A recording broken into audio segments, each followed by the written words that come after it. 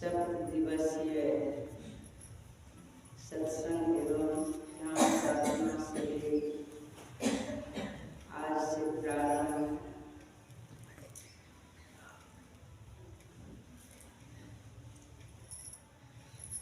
इसमें आप कितना लाभ उठाते हैं यह आपके ऊपर है।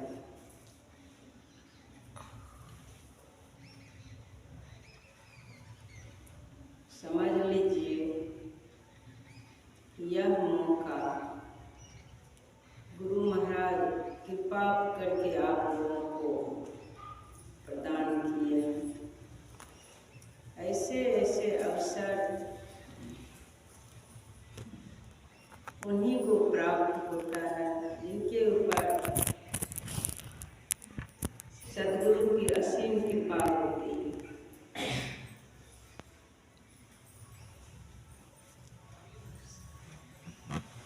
क्योंकि आप लोग देख रहे हैं कि हर तरह से यह तप स्थल है। यहाँ पर नकली टिक नहीं सकते। जो नकली सत्संगी है वो यहाँ टिकने वाले नहीं हैं। यहाँ असली टिकते हैं।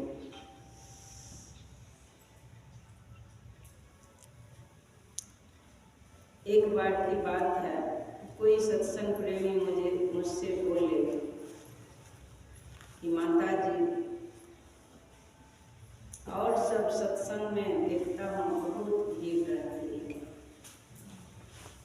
लेकिन यहाँ पर उतना भीड़ नहीं है।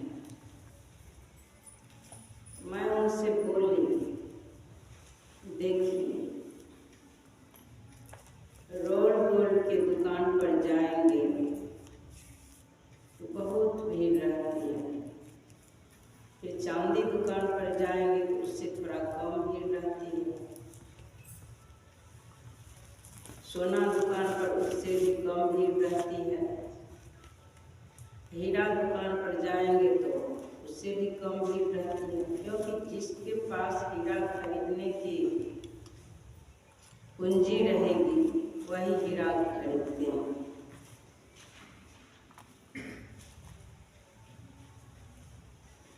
तो यहाँ जो है जितने आते हैं सब हीरा खरीदने वाले पहुँचते हैं और हीरा निकती से मापा जाता है। उसका जो बटखारा होता है वो भी बहुत छोटा होता है, उसको निकती कहते हैं। इसीलिए यहाँ ऐसे ऐसे सत्संग प्रेमी पहुँचते हैं कि हर तरह से जो ठोस है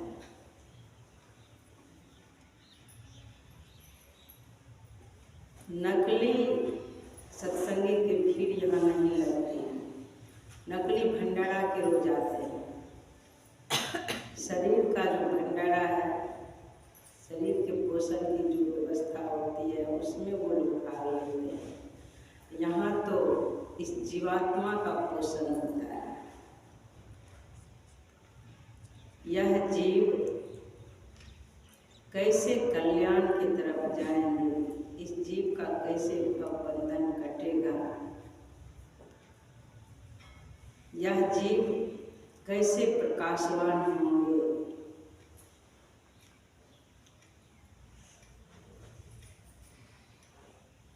वैसा भोजन यहाँ दिया जाता है।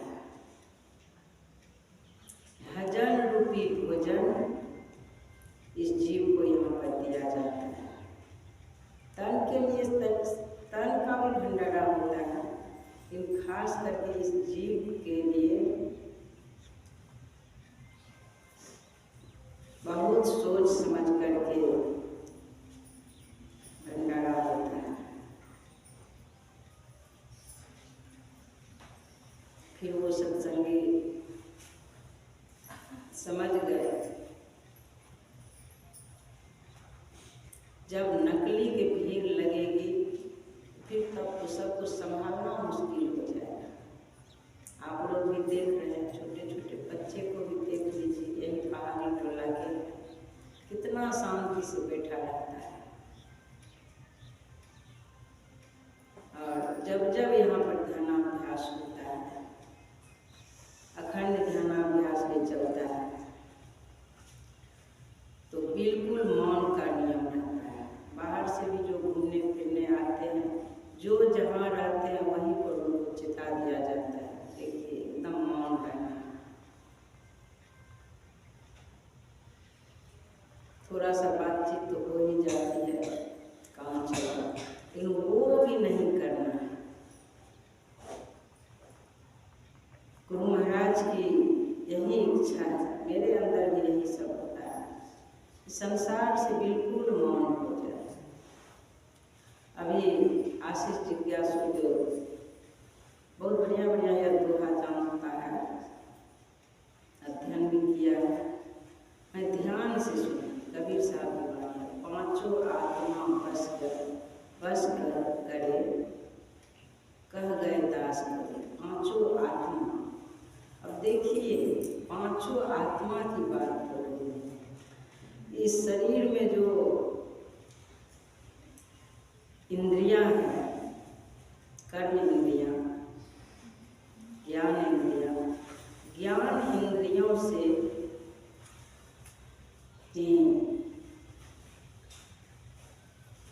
विषय का ज्ञान होता है। ये पांचों को आत्मा कहा गया है। कबीर साहब ने को पांचों को आत्मा कहा गया है, क्योंकि आँख से दृश्य का ज्ञान करते हैं, आँख से दृश्य का ज्ञान होता है, कान से शब्द श्रवण करते हैं,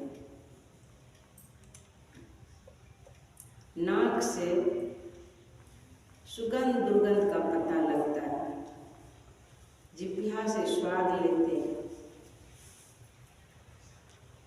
और त्वचा से स्पर्श का ज्ञान होता है। तो विचार कीजिए, आत्मा शरीर से निकल जाए, फिर यह शरीर तो लाश बन जाता है।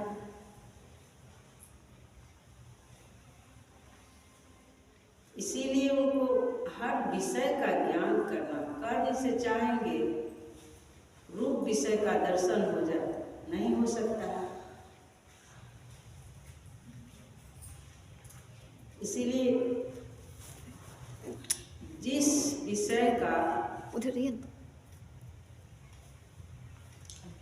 ज्ञान लेना चाहते हैं, उसी इंद्रियों का प्रयोग किया जाता है। स्वाद लेना चाहते हैं तो जिह्वा से स्वाद ले सकते हैं।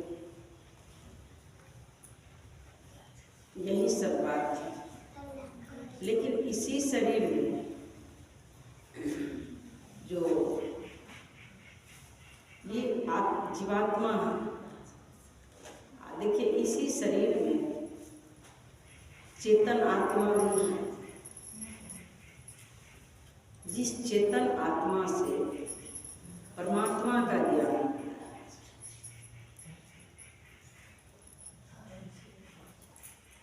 इधर किसी भी इंद्रियों से, किसी भी आत्मा से कबीर साहब के अनुसार परमात्मा का ज्ञान नहीं कर सकते, विषय का ज्ञान कर सकते। लेकिन परमात्मा का ज्ञान करना चाहते हैं, परमात्मा का दर्शन करना चाहते हैं, परमात्मा को प्रत्यक्ष देखना चाहते हैं, तो वह चेतन आत्मा से होगा। तो जब तक संसार मुख रहेंगे, संसार के देखना, सुनना, बोलना, चलना होते रहेगा, तब तक परमात्मा का ज्ञान नहीं हो सकता। परमात्मा का ज्ञान प्राप्त करने के लिए संसार से सिमटना होगा, अपने आप को चेतन स्वरूप बनाना पड़ेगा, इतना परिशुद्ध हो जाना है। उस ब्रह्म अग्नि पर इस जीवात्मा को चढ़ा करके सारे दुर्गुणों को जला देना है। सारे दुर्गुण जिस दिन जल जाएंगे, यह जीवात्मा जो है चेतन आत्मा के रूप में परिशुद्ध हो जाएंगे। फिर ये परमात्मा के ज्ञान कर लेंगे, इनको परमात्मा का ज्ञान हो जाएगा। यहाँ पर ब्रह्म अग्नि प्रकट करने की व्यवस्था है। इस व्यवस्था का आप लोग जितना लाभ उठा सकें। अभी जो पाठ हुआ, भगवान शिव माता पार्वती से कह रहे हैं, जब तुम्हारा सती शरीर तुम्हारे ही पिता के यज्ञ में भस्म हो गया, तुम्हारे वियोग में मैं बहुत भटका, भटकते भटकते तब मैं कालभूषण के पास पहुंचा।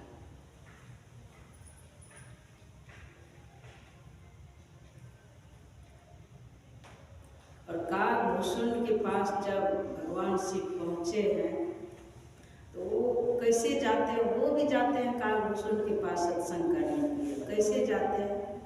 हंस शरीर को धारण कर, विचार कीजिए, हंस शरीर को धारण करके जाते हैं। बहुत से पक्षीगण जाते हैं, तो जो और सब पक्षी जो है वो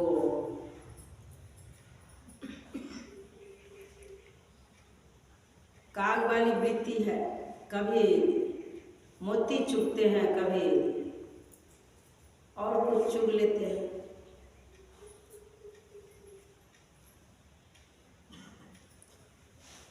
लेकिन हंस वाली वृत्ति जिसकी हो जाती है, हंस पक्षी के रूप सारे गुण जिनके पास आ जाता है, तो फिर वो जब भी चुगते हैं मोती चुगते हैं। भगवान शिव हंस शरीर को धारण करके जाते हैं।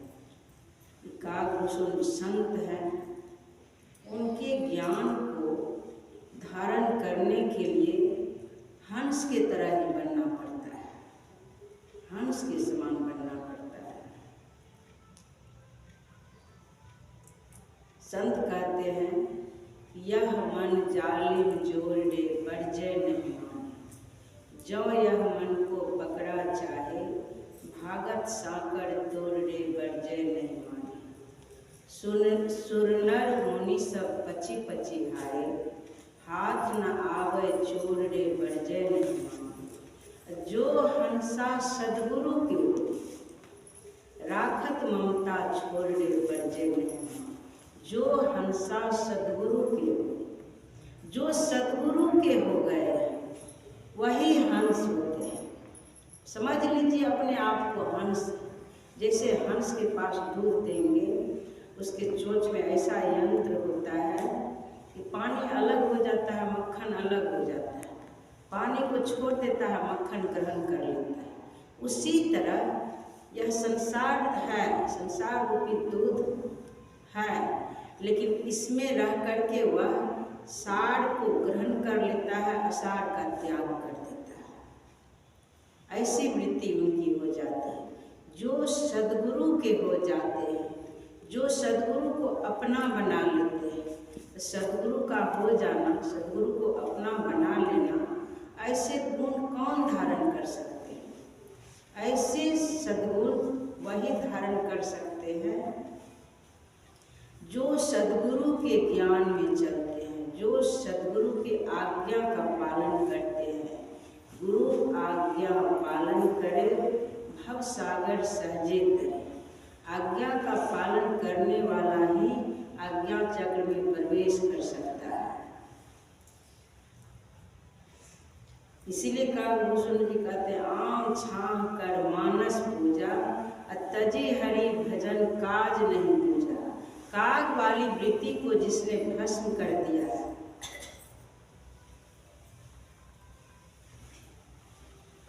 वही समझिए सदा भजन करते हैं। तजी हरि भजन काज नहीं पूजा, आम छाह कर मानस पूजा, हर समय वो मानस पूजा करते रहते हैं। हरि भजन को छोड़ करके उसके लिए कोई कार्य नहीं है, कोई कार्य नहीं है। अब कहेंगे हम लोग तो घर परिवार में रहने वाले हैं। काकभूषुंड जी सुमेरु पर्वत के ऊपर उत्तर दिशा में नील पर्वत पर विराजमान है।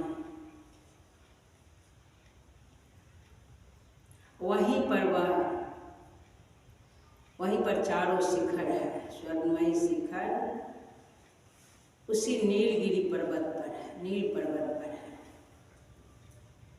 चारों शिखर पर वो कहीं पर आम छां कर मानस पूजा, तजी हरि भजन काज नहीं दूजा, पीपड़ तरुतर ध्यान सो डरै, जाप यज्ञ पाकर तर करई। आम छां कर मानस पूजा, तजी हरि भजन काज नहीं दूजा, बट तर कह हरि कथा प्रसंगा, आवहि सुनई अनेक विहंगा। अब सोचिए चारों शिखर पर वो कैसे भगवान के भजन करते हैं, कैसे कथा सुनाते हैं। ये सारी रहस्यमय बातें आप लोग सुनेंगे इस बात को। और काग वाली वृत्ति को अगर सब छोड़ देंगे तो समझ लीजिए आप भी काकभूषुंड ही बन जाएंगे। काग वाली वृत्ति को भस्म कर देना ही काकभूषुंड है। तजी हरि भजन काज नहीं दूजा, दूसरा कोई कार्य नहीं, हर समय हरि के भजन में लगे रहना।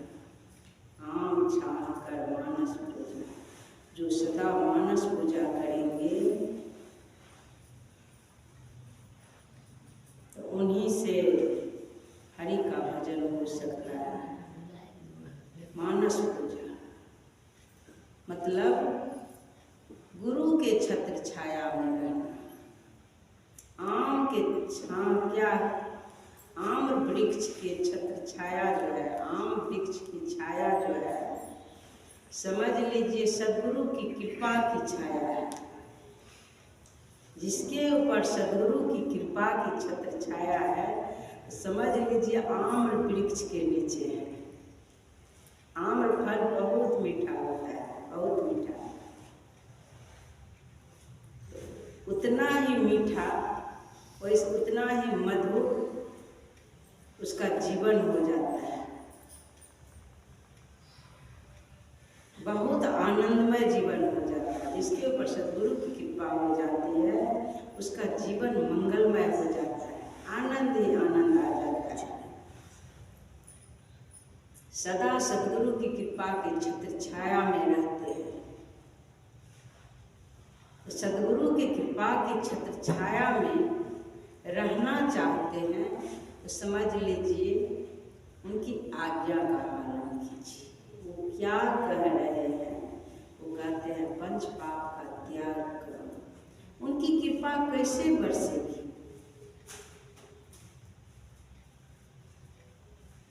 आप हर तरह से तृप्त कैसे रहेंगे? हर समय आनंद में कैसे रहेंगे?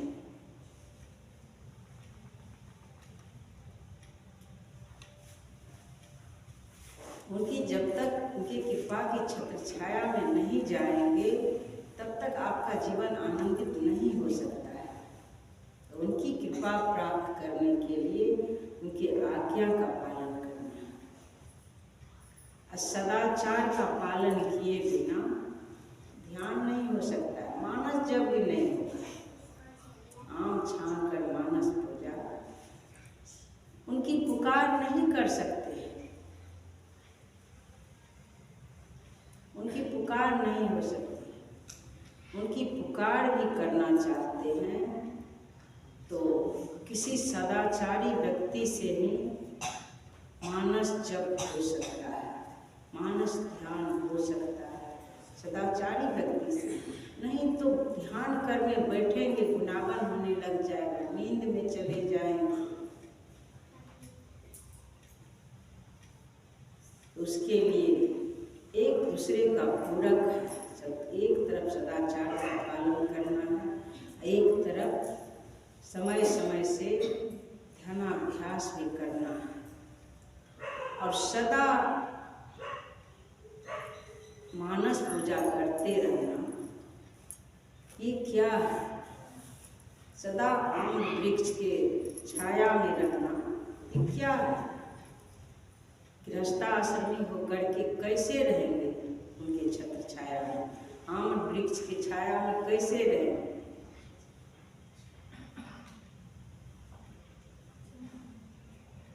तो आप लोग इस बात को सुन चुके हैं, उनकी आज्ञा का पालन कर रहे हैं, तो समझ लीजिए उनकी छत्र छाया में, सदा उनकी कृपा की छाया में। समझ लीजिए एकदम आप निर्भय हो जाएंगे, हर तरह से वो संभाल करेंगे, किसी तरह से कोई चिंता नहीं रहेगी, सारी चिंताएं मिट जाएंगी। बस उनके कृपा की छत्र छाया में चले जाना, उनके आज्ञा का पालन करना, हर तरह से कल्याण होगा, हर तरह से कल्याण होगा। जो समय समय पर ध्यानाभ्यास में भाग लेते हैं, जहाँ भी गुरु महाराज कृपा करके ऐसे शिविर लगवाते हैं, समझिए इन्हीं की कृपा से होती है, उसमें भाग ले लेते हैं, तो समझ लीजिए आपके ऊपर इनकी कृपा है। तो समझ लीजिए ट्रेनिंग मिलता है, उस समय ट्रेनिंग है, जिस पर वो जो बैटरी होता है, तो एक रोज मिस्त्री बता रहे थे, उस बैटरी में जब पूरे डिस्चार्ज हो जाता है, तब चाहते हैं कि यहाँ पर बिजली लगा करके उसमें लाइन से चार्ज हो जाए। जल्दी चार्ज नहीं होता है, तो बिल्कुल डिस्चार्ज होता है, जल्दी चार्ज नहीं होता है, तो उसको कोई और चार्जर होगा जो जिससे जल्दी वो चार्ज होता होगा, तो उस तरह से उसको चार्ज किया जाता है। फिर थोड़ा सा डिस्चार्ज होता है, तो फिर इसी चार्जर से चार्ज होता है, तो चार्ज होते रहता है, फिर डिस्चार्ज होता है, फिर लाइन आने पर चार्ज होता है, तो होते रहता है। जब अधिक गड़बड़ हो जाता है, पूरे डिस्चार्ज हो जाता है, तो उसको फुल चार्ज किया जाता है। तो उसी तरह से संसार की तरफ रहने पर यह मानव प्राणी जो है, मानव प्राणी की बैटरी जो है, ये डिस्चार्ज हो जाता है। तो समय बीच बीच में जो है ना, फुल चार्ज करना पड़ता है। फुल चार्ज जब कर लेंगे 15 दिन के ध्यानाभ्यास में, या 1 सप्ताह के, महीना दिन के, जितना दिन का अधिक से अधिक भाग लेंगे, तो पूर्ण रूप से चार्ज हो जाएंगे। जब फुल चार्ज हो जाएंगे, तो घर में रह करके भी अब उस बिजली से जुड़े रहेंगे। थोड़ा सा बिखर भी गए तो तुरंत ध्यान करने पर फिर चार्ज हो जाएंगे, थोड़ा सा बिखर गए, बीच समय समय पर ध्यान करेंगे तो चार्ज हो जाएंगे। ध्यान सत्संग छोड़ देंगे तो फिर बिल्कुल डिस्चार्ज हो जाएंगे। इसीलिए ये ध्यानाभ्यास में फुल चार्ज किया जाता है, फुल चार्ज, ताकि जहाँ भी रहेंगे तो ये चार्ज रहे। बीच बीच में परमात्मा रूपी बिजली से जोड़ करके चार्ज जल्दी हो जाए। इसीलिए सत्संग प्रेमी से कहा जाता है, संत महापुरुष चेताते हैं, देखो सवेरे उठ कर ब्रह्म मुहूर्त में सबसे पहले, संसार के कार्य करने से पहले सदगुरु को ही चार्जर समझ लीजिए। सदगुरु क्योंकि ये परमात्मा तक जुड़ सकते हैं, या जीव नहीं जुड़ सकता है डायरेक्ट बिजली से, परमात्मा रूपी बिजली से, या मानव नहीं जुड़ सकता है, तो चार्जर का सहारा लेना पड़ता है। सदगुरु चार्जर है, ये परमात्मा की बिजली से जुड़े हुए हैं। तो इसमें जब जोड़ देंगे अपने मन रूपी मोबाइल को या लाइट को, तो फिर उस बिजली से जोड़ दिया जाता है।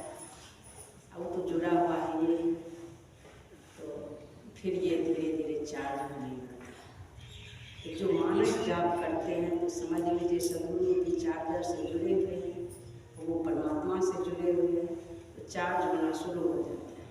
मंत्र जाप कर रहे हैं तो समझ लीजिए चार्ज हो रहा है, आप प्रकाशमान हो रहे हैं, चार्ज हो रहा है।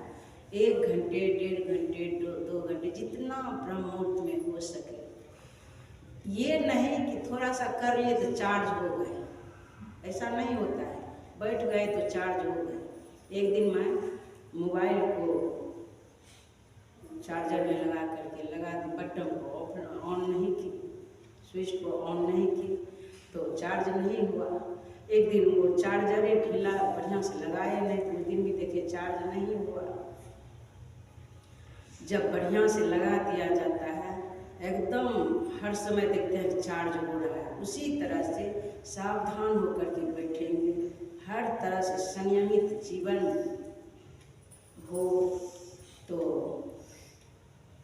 वह जो है चार्ज होते रहता है। बिजली से, परमात्मा रूपी बिजली से जोड़ करके वह चार्ज होते रहता है। थोड़ा सा कुछ देर के लिए भी अगर नींद में चले गए तो समझ लीजिए चार्ज नहीं हो रहा है, गुनावन होने लग गया तो संसार का संग हो गया, उस बिजली से छूट गए तो फिर चार्ज नहीं हो रहा है। हर समय मंत्र जाप हो रहा है तो चार्ज हो रहा है। जैसे चावल वगैरह सिखाते हैं, सब्जी बनाते हैं, रोटी बनाते हैं, तो जब तक सिद्ध नहीं होता है तब तक उतारते नहीं। तो उसी तरह विचार कीजिए, चावल चढ़ाते हैं चूल्हा पर तो पहले चावल को सिद्ध होने देते हैं तब उतारते हैं, सब्जी वगैरह को सिद्ध होने देते हैं तब उतारते हैं। कोई कुछ भी बनाते हैं भोजन करने के लिए तो वो सिद्ध होने के बाद उतारते हैं। तो उसी तरह से अपने मन को भी ब्रह्म अग्नि पर चढ़ाते हैं तो जब तक सिद्ध नहीं हो जाए, चार्ज नहीं हो जाए, अंदर में कुछ झलक नहीं देख लेते हैं, अंदर में अस्थिर नहीं हो जाते हैं, तब तक उतारना नहीं चाहिए, तब तक चढ़ाए रखना चाहिए उस ब्रह्म अग्नि। चावल को दे देते हैं जब पानी में चूल्हा पर चढ़ा देते हैं तो उस समय खूब उछाल मारता है, ऊपर से नीचे खोलने लगता है जल के साथ चावल भी। उसी तरह ब्रह्म अग्नि पर चढ़ाने पर मन भी खोलने लगता है, कभी इधर भागा, कभी उधर भागा, कभी नींद में चला गया, ये सब होने लगता है। तो जब सिद्ध हो जाता है चावल फिर देखते हैं बाद में स्थिर हो जाता है। तो उसी तरह से सिद्ध हो जाने पर मन भी स्थिर हो जाता है। मंत्र जाप करते करते धीरे धीरे सामने मन स्थिर हो जाता है। जो जहाँ है मंत्र जाप भी कर रहे, पुकार करते करते बाद में मन स्थिर हो जाता है।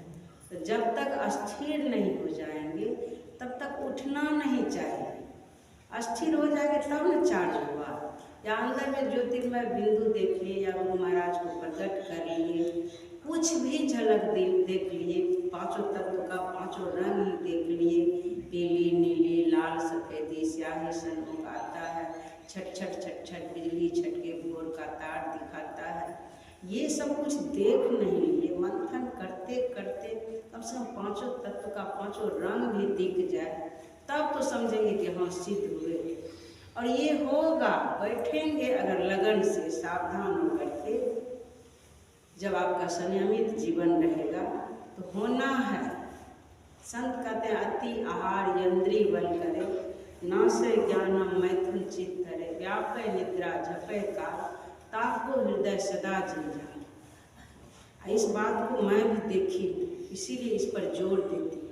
अधिक खाने से थोड़ा सा भी अधिक खा लिए तो समझ लीजिए अपने से अपना शत्रु बन गया। जिह्वा स्वाद के कारण या आदत के कारण अधिक खा लिए तो समझ लीजिए अपना शत्रु बन गए। अपने आप को विषय रूपी अग्नि में झोंक दिए, अपने आप को नाश कर दिए। लीवर भी खराब होता है और वह धीरे धीरे भोगी भी बन जाता है। निद्रा आलस विकार जगेगा, हर तरह से उसके अंदर सारे दुर्गुण फट जाएंगे। अति आहार यंद्री बल करे, सारी इंद्रियां अशांत हो जाए। नाशे ज्ञान, ज्ञान का नाश हो जाता है।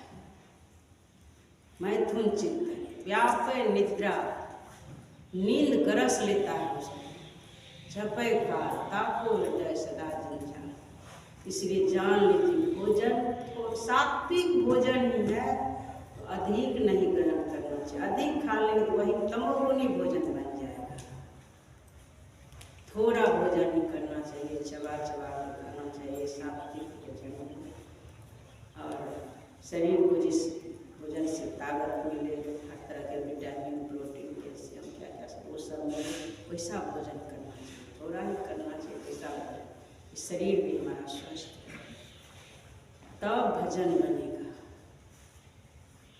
तो समय हो गया है, इस बात पर आप लोग ध्यान देंगे। उसके लिए आसन प्राणायाम करना चाहिए। अगर वायु भी अशुद्ध हो गया है, मतलब उसी तरह के खाद बीज का खाद वगैरह से अन्न उगाया जाता है, बहुत तरह की बातें हैं, इसीलिए थोड़ा बहुत आसन प्राणायाम भी करना चाहिए। इससे शरीर स्वस्थ रहता है।